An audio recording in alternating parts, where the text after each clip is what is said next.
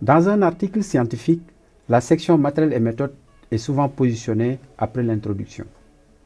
Mais dans certains journaux, elle peut se trouver à la fin de l'article, après la conclusion. Et parfois même, cette section matériel et méthode devra être fournie dans un document séparé. Quoi qu'il en soit, cette section est très importante pour deux raisons.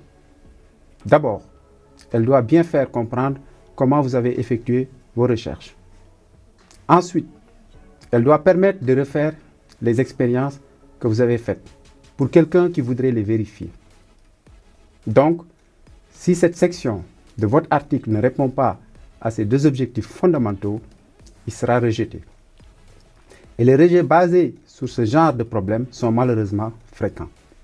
Sur le fond, cette section matériel et méthode va devoir apporter les réponses parfaitement claires et précises aux trois questions suivantes.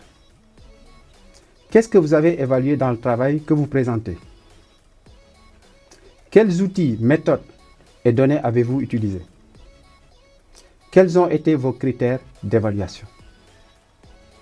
Pour vous aider à répondre en détail à ces questions, nous allons suivre un plan à trois parties. D'abord, nous allons présenter la structure et le contenu de la section matériel et méthode. Ensuite, les erreurs à éviter. Et enfin, nous allons présenter le document appelé « Instructions aux auteurs relatives à la section ».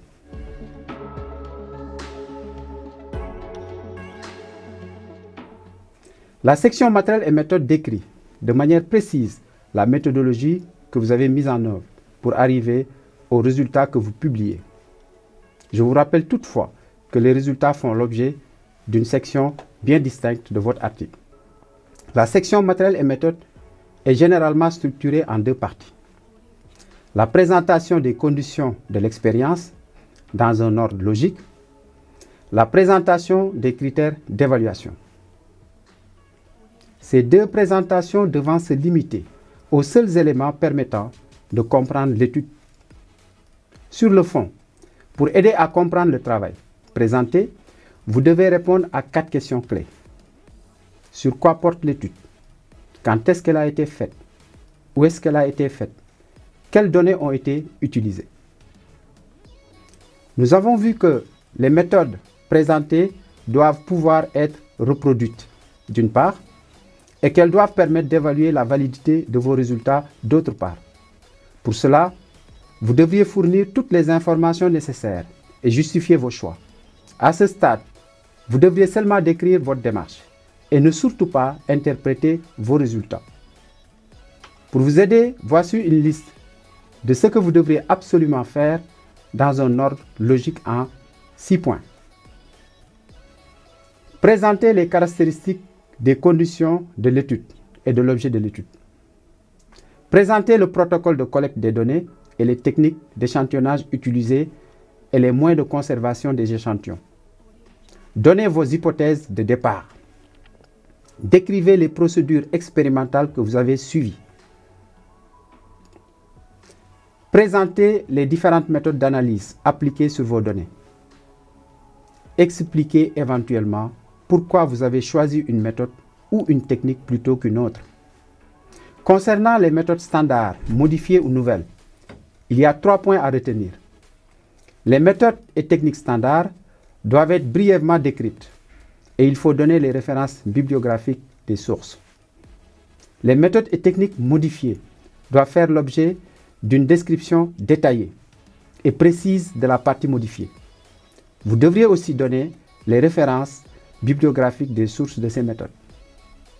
Les méthodes et techniques nouvelles doivent être détaillées, bien expliquées et surtout motivées par rapport à votre étude.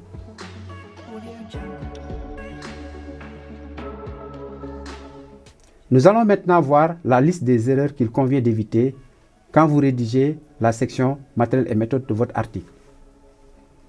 Chacune de ces erreurs peut malheureusement conduire au rejet de votre article dès le premier tour. De façon générale, pour éviter de faire certaines de ces erreurs, posez-vous les 4 questions que les évaluateurs vont se poser en vous lisant. Est-ce que l'objet étudié dans l'article est présenté de manière appropriée? Est-ce que les méthodes décrites dans l'article sont assez complètes pour reproduire l'expérience? Est-ce que la démarche méthodologique est claire? Est-ce que les outils et méthodes statistiques utilisés sont appropriés? Si vous respectez scrupuleusement ces critères, vous augmenterez de beaucoup les chances de succès de votre article.